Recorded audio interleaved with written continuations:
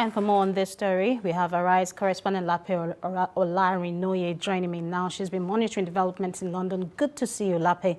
I mean, one can only imagine the psychological and emotional effects of these abuses on the victims. Now, what have the alleged victims reported as a result of their experiences? We heard one speaking earlier. Well, yes, that's correct.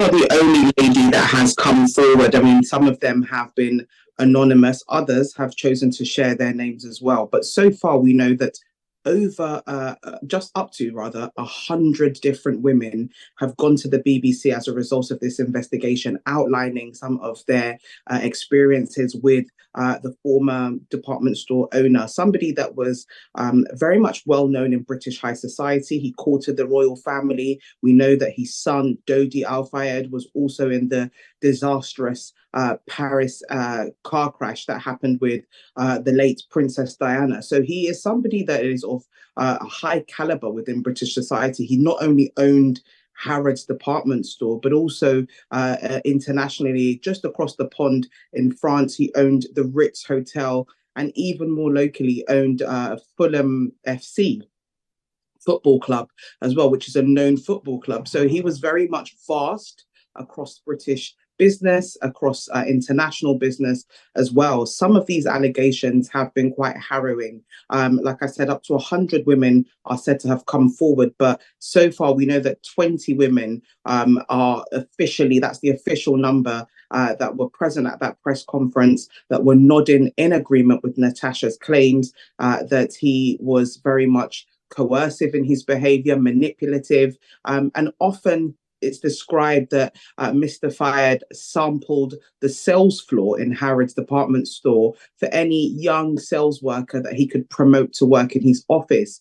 They say, of course, that's when the assaults and the sexual predatory behavior began. There are serious allegations here, including rape as well, many of whom, some of these women have waited over a very long time. I mean, he was only chairman of Harrods for a 23-year or so period. They've then waited an additional 14 years to come out and talk about it. This has spanned decades, some of these claims. And for that reason, the current owners of Harrods, because of course Mr. Fayed is now dead, are being held accountable for some of that reputational damage and how much of a lasting impact this behavior caused by him, allegedly caused by him, has caused. Now, it is worth adding here very quickly that this has been going on for some time. The allegations have been kind of creeping up from some time. Just last year, we know that Harrods was said to have paid out, the current owners of Harrods, that is, were said to have paid out some of these victims. But in the last year, there have been more victims that have come forward, which is why this has really now come to the fore once again. The role that the Harrods management at that time played in enabling or even ignoring the alleged misconduct from the victims themselves. Sorry, could you repeat your question? All right, I'm asking, what role did you think the Harrods management, maybe back then or even now, played, well, most likely back then, played in enabling or even ignoring the alleged misconduct by Al-Fayed? Well, typically, a lot of these types of cases, which we've seen over the last decade or so, from Harvey Weinstein to Jeffrey Epstein, as well as other high-profile sexual predatory cases that we've seen, the predators don't tend to act alone. And that's a lot of what these allegations are suggesting. Even in that press conference, a lot of the victims, especially Natasha, alluded to the fact that he wasn't the only one that was aware of what was going on, from his admin staff to whoever was organizing the cabs, that was organizing travel, the medical examinations that were conducted by doctors, to a whole ring of people that were aware or complicit in Mr. Fayed's behavior. In fact, it included threatening behavior as well from Mr. Fayed, including some of the victims saying that he said if it ever came out, that he would make sure that they never worked in London again, knew where they lived, knew where their family lived, and so on. And so for that reason, it does suggest that there was wider knowledge from not only people working in Harrods, from people working closely with Mr. Fayed, as well as even the current management, because the current management is, like I said, is paying out some of these victims. And they did that as recently as last year. So these allegations would have been coming up. Of course, like I said, Mr. Fayed died last year at the very old age of 94.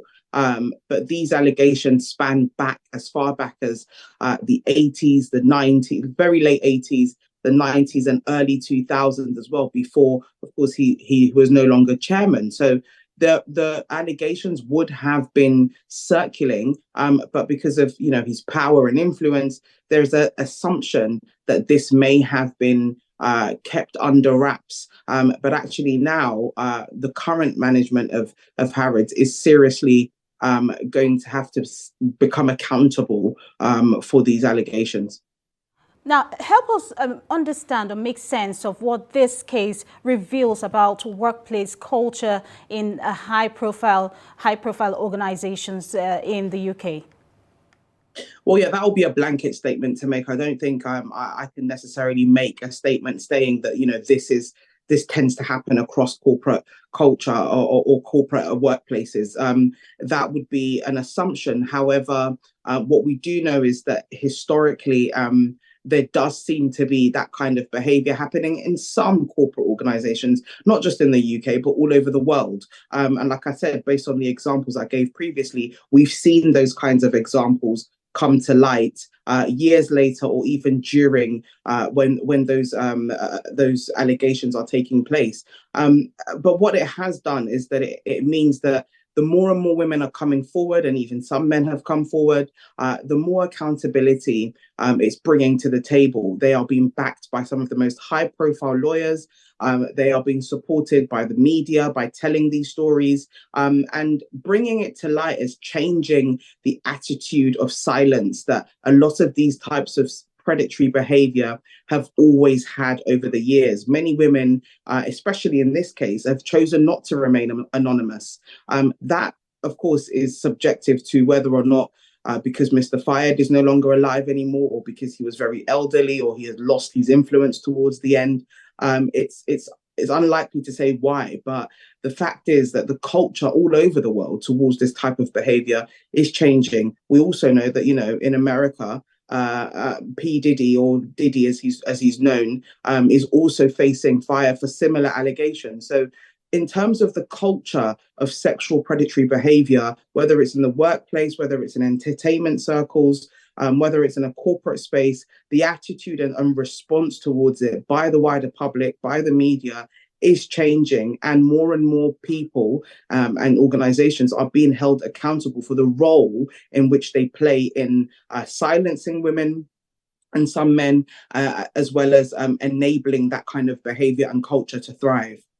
Yes, indeed, Lape. The culture of silence is indeed changing. Thank you so much for your insight. Arise correspondent Lape Olarinoye in London, giving us insight into that development.